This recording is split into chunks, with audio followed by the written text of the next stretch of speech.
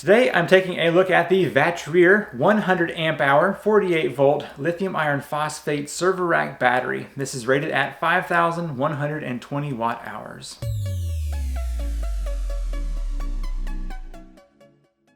I'm Seth with DIY Volts. Vatrer sent over this battery for me to do a review, and there was no stipulations on how that review was to be conducted. And so what I want to do is take a basic overview of the battery and then hook this up to a hybrid charge controller inverter and basically run it through some tests. I want to charge it up with solar and then do a discharge test to see how this performs. So let's go ahead and get to the first step, which is the unboxing. Now, it would not be a proper YouTube video if I didn't talk about the packaging. So this arrived in 2 boxes. I've already thrown the top one away. It weighs a little over 100 pounds, so be careful when you pick this up. I'm going to set this up here on my workbench, and then we will see what the packaging is like.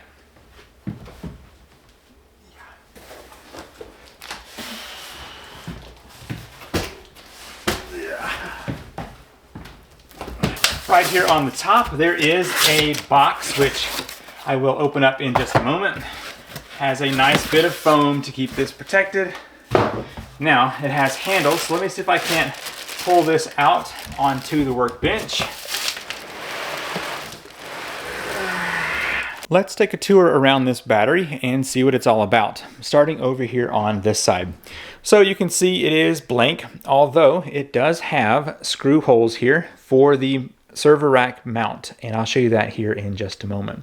The top does have the Vatrer logo on it. Speaking of the logo, they also include several stickers if you want to help promote this battery brand on your RV or your house or your boat or what have you. So on this side of the battery, it mostly has the information on model number and the 5,120 watt hours. Some cautions down there and then some contact information as well. On the front, where the business is going to occur here, there is a display that will show us the state of the battery, and we'll get into that whenever we do our tests here in a bit. You got your positive terminals and your negative terminals, and it has the 2 different screw terminals there. And that's so you can both go to your inverter charge controller, but also down to additional batteries if need be. There's also a breaker over here, which will turn the unit on and off. So lastly, you've got some handles here that can be moved out of the way. Now this does have the 2 brackets that you'll need in order to set this into your server rack mount. Those brackets and some other components can be found in the separate box that is shipped. There are a couple of cables and also the screws needed in case you lose some. It has a little warranty card and then a user manual. I was checking out the user manual and it has some good advice.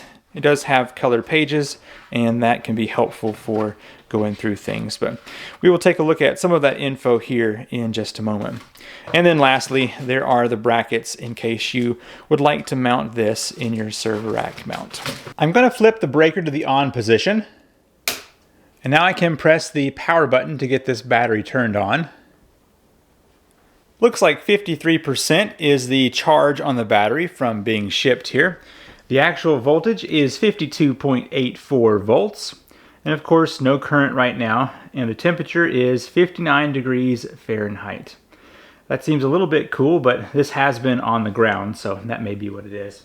Alright, we can swap over to different pages here with this touch screen. 100 amp hours. It's got it's got 1 cycles on it so far. Status normal.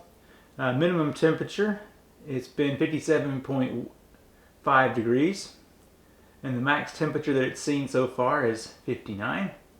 Let's go over to page 3, and you can see all of the voltages per cell from 1 to 16.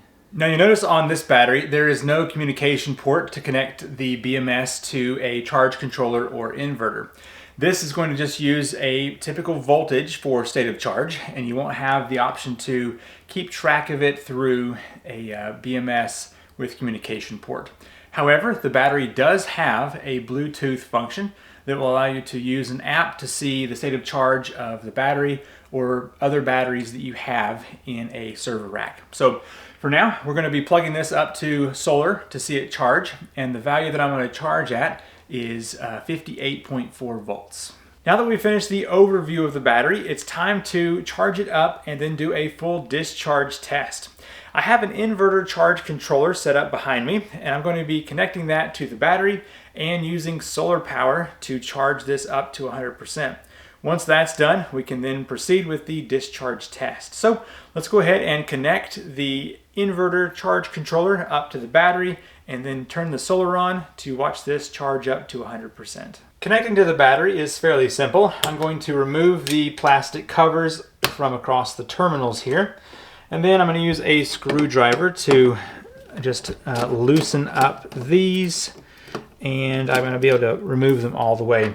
Now, I recommend that whenever you actually install this battery, you use a socket set so you can get these snug down nice and tight. The battery is off, the inverter is off, and now it's time to get these connected. So I'm going to get my negative and place it right here. And I want to make sure there's nothing between the cable and the battery itself. No washers, no clips or anything, because you want that connection to be as good as possible. So got that one. Move over here to the positive. Now, because the battery is off and the inverter is off, there should not be any issues with a spark. So I should be able just to connect this straight away and get that done here. Now that I've made my battery connections, I'm going to turn the breaker on down here to turn the battery on, and I will see if the display comes on. If not, I can press the power right there. Still at 53%, but we are in standby mode. So now that I have the battery turned on, I'm going to go into my inverter before I have any solar install. Go ahead and turn this on. The battery is now charging at 1.5 or 1.6 kilowatts. I had some issues with my settings and I finally got those fixed, but you can see right here I have limited the battery to 30 amps for the current. It's at 54% and is moving along with this charge. So I will let this sit for a while. May take a day or two, but we will get this battery fully charged. The battery has now reached 100% on the charge from solar. It's now time to do our discharge test. I'm going to remove the incoming solar from the inverter, and that way we will be able to do a full test on the capacity of the battery without solar coming in. Here is the setup for the discharge test on this battery. I've got a small heater that I like to use for my load. I've got the battery hooked up to the inverter up here, and this will be able to output to that heater. And then I've got something known as a kilowatt meter down here, and that will keep track of our watts and time for us. So the battery is on and is currently resting at 100%. I'm gonna go ahead and turn the inverter on here. I just heard the inverter kick on. We've got 119.7 volts, which is good. Let's see, 60 hertz, that's what we want. All right, everything is being reset here on this display. Let's turn this all the way up to the highest setting, which is number 3. Go ahead and press start here, and let's see what we have.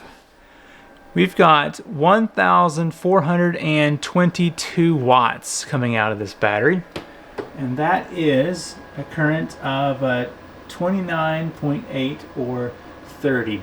So 30 is the maximum there on our discharge. So we should be good. So let's consider this real quick. If our battery has a total watt hours of 5120 divided by 1422 watts, we should see approximately 4 hours on this heater runtime. So that is our goal. Now, of course, there's going to be some limitations because the inverter will be pulling power as well, and we don't always want to pull this down to exactly 0. So we'll see how well this test runs here over the next 4 hours. I actually just saw something here on the display of the battery. It says time until discharged, or let's see, time to empty is 3 hours and 19 minutes. So yes, I was off by about 40 minutes, but honestly, a lot of that is going to be because of the inverter's draw as well. Let's take a look at where we are so far. 2.5 hours have passed. The battery is now at 25%.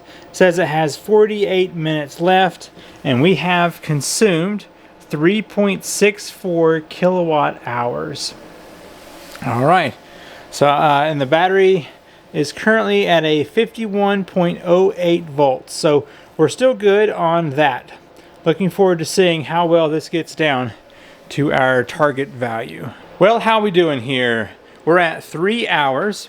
We have used 4.27 kilowatt hours through the battery, and then we've got 22 minutes left at 12%, and voltage is still doing good.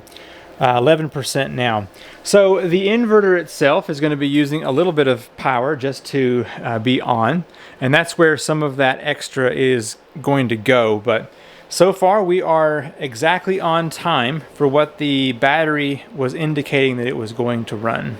I had set up my inverter to have a low voltage alarm, and that has just been triggered. We've got 4.43 kilowatt hours.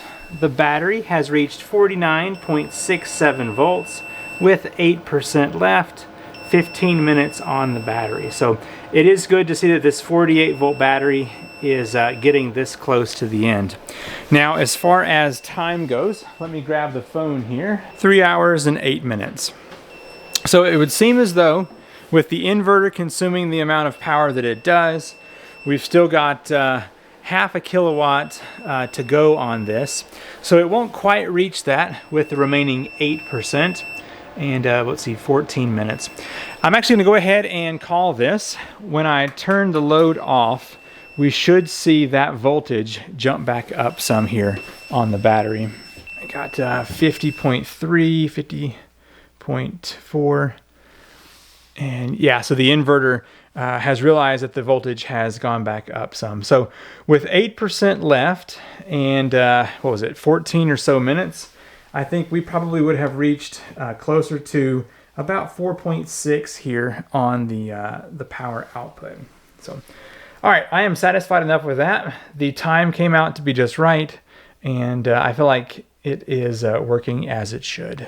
The Vatrer server rack battery is performing as advertised. It's played nicely with my inverter charger up here. The discharge seemed to be just fine. Very consistent and steady on its output. This battery is going for a little less than $1,000. One of the reasons that it's able to sell for that price point is that it doesn't have that advanced BMS for talking with your inverter. So it is just a straight battery that's going to work off of state of charge and voltage and all of that, instead of talking with the inverter to control all of those settings. So you can find a link to this battery in the description down below.